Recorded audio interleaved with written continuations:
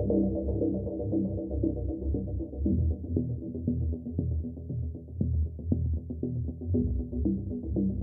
आप देख रहे हैं न्यूज 4 नेशन। मैं हूं आपके साथ नरोत्तम सिंह। चुनावी रण में सभी पार्टियां उतर चुकी है। राष्ट्रीय जनता दल ने अपना मैनिफेस्टो भी कल जारी कर दिया। भारतीय जनता पार्टी भी आज अपना मैनिफेस्टो जारी कर दिया है। लेकिन 9 ऐसे सीट हैं जहां आरजेडी और जेडीयू में सीधी टक्कर होने वाली है। हमने पहले आपको बीजेपी और आरजेडी में 9 ऐसी सीट थी जहां सीधी टक्कर थी वो दिखाया था, और आज हम चर्चा करेंगे 9 ऐसी बिहार में सीट है जहां आरजेडी और जेडीयू में सीधी टक्कर है। वो कौन कौन सी सीट होगी, इन सभी विषयों पर बातचीत करने के लिए हमारे साथ वरिष्ठ पत्रकार रवि उपाध्याय सर हैं। सर, 9 ऐसी सीटें हैं जहां जेडीयू आरजेडी में सीधी टक्कर है, कौन कौन सी वो सीटें हैं? देखिए, अगर हम बात करें सीट का तो पहले हम चलते हैं 1 नंबर पर वाल्मीकि नगर। वाल्मीकि नगर से सुनील कुमार वही हैं जो पिछली बार भी जीते थे, और वो उनके पिताजी का पहले वो सीट हुआ करता था बैद्यनाथ महतो का। तो बैद्यनाथ महतो के निधन के बाद, असामयिक जो उनका निधन हुआ, उसके बाद सुनील कुमार जेडीयू के टिकट पर वहाँ से लड़ते हैं और जीतते आ रहे हैं। तो इस बार जो है सो उनका मुकाबला दीपक यादव, बड़े उद्योगपति, बड़े कारोबारी हैं वो उस क्षेत्र के। तो राजद ने उन पर दाव खेला है कि वाल्मीकि नगर से इस बार दीपक यादव को उम्मीदवार बनाया है। दीपक यादव की एक अपनी अलग पहचान है उस क्षेत्र में। तो वो निश्चित रूप से, जब कारोबारी हैं, उस क्षेत्र के हैं, तो वाल्मीकि नगर के हैं, तो ऐसे वो उनका कनेक्शन उत्तर प्रदेश से बताया जाता है कि वो दीपक यादव का कनेक्शन उत्तर प्रदेश से है। लेकिन वहाँ कारोबार करने के कारण दीपक यादव की वहाँ पर पकड़ अच्छी मानी जाती है। पहले वो भाजपा में भी थे। हाँ, वही बता रहे हैं कि वो भारतीय जनता पार्टी से ही वह इधर आए हैं। पहले भाजपा में ही थे। भाजपा ने में उनको उम्मीद थी कि भाजपा से उनको उम्मीदवार बनाया जाएगा। तो संभवतः जो चुनावी का मौसम है, तो इधर उधर जो आते जाते लोग रहते हैं, नेता जिनको चुनाव लड़ने की ललक है, तो उसी में वो आरजेडी के साथ वो आ गए, और आरजेडी के दामन से, वो आरजेडी के पाले में आकर के वो वाल्मीकि नगर से लालटेन से चुनाव लड़ रहे हैं। तो यह एक वाल्मीकि नगर हो गई। उसके बाद चलिए सुपौल में दिलकेश्वर कामत जेडीयू से हैं, सिटिंग हैं, तो उनसे मुकाबला आपको चंद्रहास चौपाल की है। तो यहाँ पर देखिए, आरजेडी ने वहाँ पर चंद्रहास चौपाल को उम्मीदवार बनाया है। लेकिन यहाँ पर जो उम्मीदवार, डायरेक्ट फाइट तो हम लोग अब कह रहे हैं डायरेक्ट फाइट, लेकिन उतना मजबूत स्थिति में दिखाई नहीं पड़ रहे हैं दिलकेश्वर कामत। इसलिए दिलकेश्वर कामत की लड़ाई हम कहें तो उतनी मजबूत नहीं है, क्योंकि वो दिलकेश्वर कामत, देखिए, एनडीए से प्रत्याशी हैं, जदयू के हैं। लेकिन जदयू किसके साथ है? एनडीए में है। तो एनडीए में है, और इधर राष्ट्रीय जनता दल से चंद्रहास चौपाल हैं, तो उतनी मजबूत लड़ाई यहाँ होती नहीं। लेकिन लड़ाई इन दोनों के बीच में ही सीधी टक्कर यहीं पर है। फिर पूर्णिया चलिए, पूर्णिया में संतोष कुशवाहा और बीमा भारती और पप्पू यादव वहाँ पर हैं। तो पप्पू यादव से ही जो है सो लड़ाई जो है सो संतोष कुशवाहा की है। एक हॉट सीट बना हुआ है पूर्णिया। हाँ, वही बताएं कि राजेश रंजन और पप्पू यादव से ही जो है सो सबकी लड़ाई हो रही है।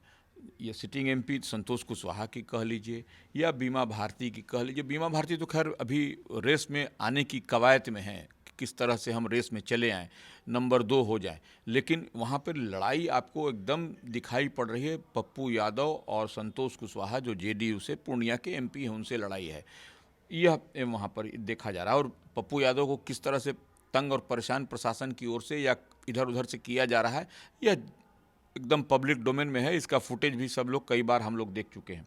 अब चलिए मधेपुरा में दिनेश चंद यादव, जो जेडीयू के सिटिंग एमपी हैं, उनके खिलाफ जो है सो चंद्रदीप को उम्मीदवार बनाया गया है। प्रोफेसर हैं ये चंद्रदीप। तो दिनेश चंद्र यादव और प्रोफेसर चंद्रदीप में लड़ाई है। हाँ, ठीक है, प्रोफेसर चंद्रदीप को उनके पिता के नाम से कभी जाना जाता था, लेकिन प्रोफेसर चंद्रदीप जो है सो कि अपनी वहाँ पर उतनी पहचान भी नहीं है, उतना एग्जर्ट नहीं कर पा रहे हैं ये। और इसलिए हमको लगता है कि दिनेश चंद्र यादव का विन विन सिचुएशन है वहाँ पर। तो डायरेक्ट फाइट तो अब तो चंद्रदीप यादव ही माने आरजेडी के उम्मीदवार हैं, लालटेन पर हैं, इंडिया ब्लॉक में है, महागठबंधन में है। तो यह अब अंतिम हो सकता है कि चुनाव आते आते इन दोनों के बीच में आपको दिनेश चंद्र यादव और चंद्रदीप के बीच में फाइट हो जाए तो कोई बड़ी बात नहीं है, लेकिन अभी चंद्रदीप का पलड़ा भारी दिखाई पड़ रहा है क्योंकि वह सिटिंग एमपी भी हैं और जो एनडीए की बात कर रहे हैं तो एनडीए में नरेंद्र मोदी का जो मैजिक है उसकी गारंटी है, तो एनडीए फोल्ड में तो यह, लेकिन कुल मिलाकर कहा जाए तो मधेपुरा में चंद्रदीप का जो आरजेडी से प्रत्याशी हैं प्रोफेसर चंद्रदीप, उनकी लड़ाई दिनेश चंद्र यादव से ही है वहाँ। अब हम लोग चलते हैं सिवान। सिवान में देखिए क्या हो रहा है। सिवान को आरजेडी ने होल्ड पर रखा है, होल्ड पर रखा, अभी तक वहाँ पर उम्मीदवार नहीं दिया और वहाँ पर विजय लक्ष्मी जो है सो वहाँ पर जेडीयू की प्रत्याशी हैं। विजय लक्ष्मी वहाँ पर पहले कविता सिंह जेडीयू की उम्मीदवार सिटिंग एमपी हुआ करती थी, उनको रिप्लेस करके विजय लक्ष्मी को दिया गया है, कुशवाहा समाज से हैं। और हिना साहब वहाँ पर जो निर्दलीय फाइट कर रही हैं, मरहूम साहबुद्दीन की पत्नी, लड़ाई उन्हीं से अंतोगत्वा होती हुई यहाँ भी लड़ाई त्रिकोणीय होने वाला है। त्रिकोणीय होने वाला है। लेकिन अभी देखिए अभी किसको आरजेडी वहाँ से देता है। ऐसे अवध बिहारी चौधरी के नाम की चर्चा है अंदर खाने में कि अवध बिहारी चौधरी तैयारी कर रहे हैं, क्षेत्र में वो घूम भी रहे हैं। तो लेकिन ऐसी परिस्थिति में जब हिना साहब वहाँ पर ताल ठोंक रही हैं, निर्दलीय लड़ रही हैं, तो वो वहाँ पर बड़ा इंटरेस्टिंग हो गया। तो मैंने कुल मिला करके कहा जाए तो वहाँ पर भी लड़ाई विजय लक्ष्मी और हिना साहब से ही होने की उम्मीद दिखाई पड़ रही है वहाँ पर सिवान की सीट पर। अब चलिए बांका में गिरधारी यादव सिटिंग एमपी हैं, जेडीयू के हैं, और जयप्रकाश यादव पूर्व केंद्रीय मंत्री, आरजेडी से उनको चुनाव चिन्ह आवंटन किया गया है। तो वह जयप्रकाश यादव से ही गिरधारी यादव की लड़ाई, यहाँ पर मजबूत लड़ाई आपको बांका में दिखाई पड़ेगी। बांका में ऐसे भी गिरधारी यादव और जयप्रकाश यादव के बीच में लड़ाई होती रही है और ये सिटिंग एमपी हैं बांका से गिरधारी यादव, तो इस बार भी मजबूत आपको लड़ाई दिखाई पड़ेगी। जयप्रकाश यादव का अपना उस इलाके में प्रभाव और इम्पोर्टेंस है वहाँ पर। Hot seat Munger. हाँ, मुंगेर जो है सो राजीव रंजन सिंह उर्फ लालन सिंह, निश्चित रूप से वह हॉट सीट है। वहाँ पर वह लड़ रहे हैं, सिटिंग एमपी हैं, बड़े और कद्दावर नेता हैं, जाना पहचाना। नीतीश कुमार के काफी करीबी हाँ, नीतीश कुमार के, अब जदयू के माने समझिए कि पूर्व राष्ट्रीय अध्यक्ष तो सर्वे सर्वाही हम लोग को मान के चलते हैं राजीव रंजन सिंह। और उनकी लड़ाई किससे है? अनीता महतो से। बाहुबली अशोक महतो की पत्नी अनीता महतो उर्फ डॉली से उनकी लड़ाई है और ये लड़ाई मज़ेदार और रोचक वहाँ पर आपको दिखाई पड़ेगा। अगड़ा बनाम पिछड़ा कभी लड़ाई हो जाए तो कोई बड़ी बात नहीं होगी वहाँ पर मुंगेर में। और इसी कवायद में ये लोग लगे भी हुए हैं कि इसी तरह का ये करके माहौल जो है सो इस तरह से बनाया जाए। लालू यादव ने टिकट भी उन्हें इसी के लिए दिया है कि अगरा बनाम पिछड़ा को वहाँ पर लड़ाई हो जाए। बिल्कुल बिल्कुल, वही बनाने की कवायद भी है। और देखिए वही होगा तभी कुछ चुनाव में और कुछ लोकतंत्र की यही खूबसूरती है, और मज़ेदार और रोचक बनता रहेगा। इसलिए वो वहाँ पर भी आपको मुंगेर में भी बड़ा जोरदार। अब चलिए हम लोग चलते हैं जहानाबाद।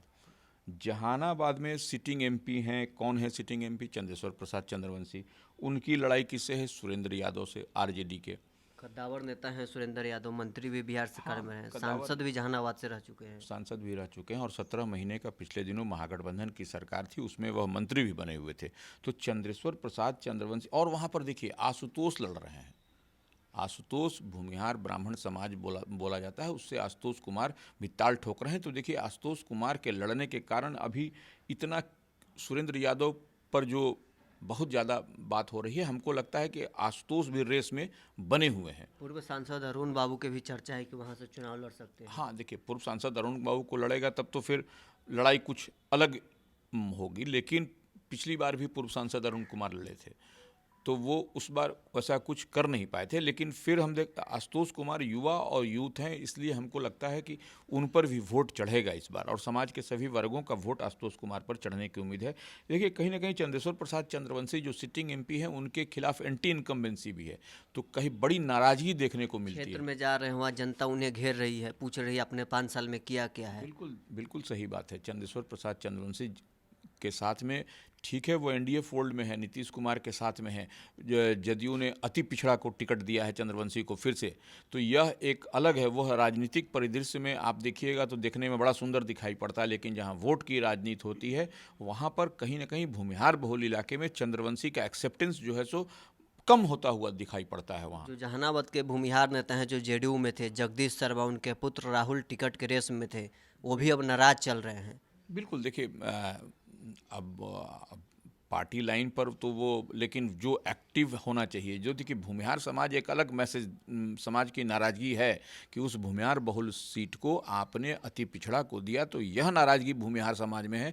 और यही जो कि राहुल शर्मा की बात कर रहे हैं, जगदीश शर्मा उस क्षेत्र के कद्दावर नेता हैं, वो कोई बात नहीं है, और उनके पुत्र हैं, वह भी विधायक रह चुके हैं, राहुल शर्मा भी। तो ऐसे में राहुल शर्मा का किधर जाना, इधर उधर जाना, क्या करते हैं, यह बहुत बड़ी बात होगी। और जिसे हम आशुतोष की बात कर रहे हैं, आशुतोष खड़े हो चुनाव में मैदान में दिन रात एक किए हुए, तो यह बहुत बड़ा एक झटका भी अगर यदि जेडीयू को उस क्षेत्र में लगे तो कोई बड़ी बात नहीं होगी। अब हम चलते हैं शिवहर। शिवहर में देखिए, पूर्व सांसद बाहुबली आनंद मोहन की पत्नी लवली आनंद को इस बार जो है सो जेडीयू से टिकट दिया। यह सीट भारतीय जनता पार्टी की हुआ करती थी। रमा देवी को इस बार सीटिंग वो लगातार जीतते आए थे, उनका सीट काट करके उनके जगह पर इस बार जो अदला बदली हुई, यह सीट जो है सो जेडीयू के खाते में आई और लवली आनंद को यहाँ से, और तो वह जो नाराजगी है वैश्य समाज में उस क्षेत्र में, यह देखने को मिल रहा है। वह वैश्य समाज का वोट, जो परंपरागत vote Bharatiya Janata party NDA का होता था, वह वोट कहीं ना कहीं बिखरता हुआ दिखाई पड़ रहा है। रमा देवी का टिकट काटने के बाद वैश्य समाज नाराज है, तो ऋतु जायसवाल को आरजेडी ने टिकट देकर बिल्कुल कहीं न कहीं हाँ, बीजेपी के कोर वही वोटरों वही को रिझाने का प्रयास कर। वही हुआ है। इसीलिए हम कह रहे हैं कि वैश्य समाज का वोट जो है सो पूरी तरह से भारतीय जनता पार्टी का हुआ करता था, वह जो है सो इधर आ गया है ऋतु जायसवाल की ओर। तो यह एक बहुत बड़ा झटका, बहुत बड़े इसकी बात है। और देखिए, क्षत्रिय समाज में भी कहीं ना कहीं कुछ नाराजगी हमको अगर यदि कहें तो वह दिखाई पड़ रही है। तो यह भी देखने वाली बात होगी कि क्षत्रिय समाज से भी वहाँ पर कौन, वहाँ पर देखिए एक और प्रत्याशी की बात आ रही है, वो क्षत्रिय समाज से ही हैं, वह भी उस क्षेत्र के शिवहर के ही रहने वाले हैं। तो ऐसे में देखना पड़ेगा कि क्षत्रिय समाज का वोट किधर जाता है। और जो परंपरागत वोट है, और ऋतु जायसवाल कौन, ऋतु जायसवाल जो है सो वह लालू प्रसाद यादव की शेरनी बोली जाती हैं, वह फायर ब्रांड नेता हैं, और उन्होंने अपना जो राजनीतिक कैरियर है मुखिया से शुरू किया है। उनके पति भी भारतीय प्रशासनिक सेवा में रहे हैं, तो वह उनकी एक अलग पहचान, अलग छवि, और क्षेत्र में काफ़ी पॉपुलर हैं। तो वो ऐसे में इस बार लवली आनंद के लिए उस सीट को, शिवहर सीट को बचाना एक कठिन अग्नि परीक्षा के समान है। और लेकिन ऐसे लवली आनंद के पुत्र भी उस क्षेत्र से विधायक हैं, चेतन आनंद, तो वह अभी हाल ही में वोट ऑफ कॉन्फिडेंस के समय जब विश्वास मत था सरकार को, वह पाला बदल करके ट्रेजरी बेंच सरकार की ओर चले गए, माने सत्तारूढ़ दल की ओर चले गए। तो अब देखने वाली बात है कि शिवहर में कि जनता कौन सा फैसला लेती है। ऐसे आप देखिएगा कि 9 सीट की हम लोग बात कर रहे हैं, 7 सीट की 9 सीट की बात कर रहे हैं। 9 सीट पर आप देखिए कांटे का मुकाबला आरजेडी और जेडीयू से होता हुआ दिखाई पड़ रहा है। मैनिफेस्टो आरजेडी ने जारी किया, कहीं 9 सीटों पर मैनिफेस्टो जारी करने के बाद कोई फर्क पड़ने वाला है? नहीं, देखिए, मैनिफेस्टो तो सब लोक लुभावन घोषणा पत्र तो हर दल चुनाव के समय में हर दल करता है। नॉट ओनली आरजेडी कह लीजिए, कांग्रेस कह लीजिए, बीजेपी कह लीजिए, सब लोग वादा करता है जनता से, उस पर जाने की आवश्यकता नहीं है। और ये चुनाव तो राष्ट्रीय चुनाव है, ये तो अब देखिए कांग्रेस ने जारी किया, ठीक समझ में आ रहा है। भारतीय जनता पार्टी के किसी भी अलायंस पार्टनर ने अभी तक नहीं जारी किया है, और भारतीय जनता पार्टी ने स्पष्ट रूप से कह रखा है किसी को जारी करने की आवश्यकता नहीं है। भारतीय जनता पार्टी ने जारी कर दिया, उसी के मैनिफेस्टो में तमाम घटक दल जो है सो हैं, उसमें कहाँ दिक्कत है। ये अब देखिए, यहाँ मैनिफेस्टो जारी करने का आरजेडी का समझ में, औचित समझ में नहीं आ रहा है। उधर समन्वय नहीं है महागठबंधन के घटक दलों के बीच में। बिल्कुल बिल्कुल, यह क्रेडिट लेने की होड़ है। खैर ठीक है, चुनाव में होता है। अब देखिए, उत्तर प्रदेश में समाजवादी पार्टी ने भी संभवतः जारी कर दिया है उधर, तो यह जो है सो होड़ लेने की ही कवायद है ये। तो हमने आपको 9 ऐसी सीटें बिहार की बताई है जहां आरजेडी और जेडीयू में सीधी टक्कर है। जेडीयू के तरफ जो घटक दल हों एकजुट हैं, चिराग पासवान हो, उपेंद्र कुशवाहा हो, जीतनराम मांझी हो, सब साथ में प्रचार कर रहे हैं। जेडीयू के प्रत्याशियों के लिए तो लोग प्रचार करने जाएंगे, प्रधानमंत्री भी आएंगे, लेकिन आरजेडी में, महागठबंधन में जो घटक दल उनमें एकजुटता नहीं दिख रही है। कांग्रेस अलग मैनिफेस्टो जारी करती है तो आरजेडी फिर अलग मैनिफेस्टो जारी करती है। तो ऐसे में जो आरजेडी के जो प्रत्याशी हैं, क्या उनके लिए जो महागठबंधन के घटक दल हैं एकजुटता के साथ चुनाव प्रचार करने जाएंगे? आने वाला वक्त में पता चलेगा कि कौन किस पर भारी है। बहरहाल इस खबर में इतना ही। आप बने रहे न्यूज़ फाउंडेशन के साथ।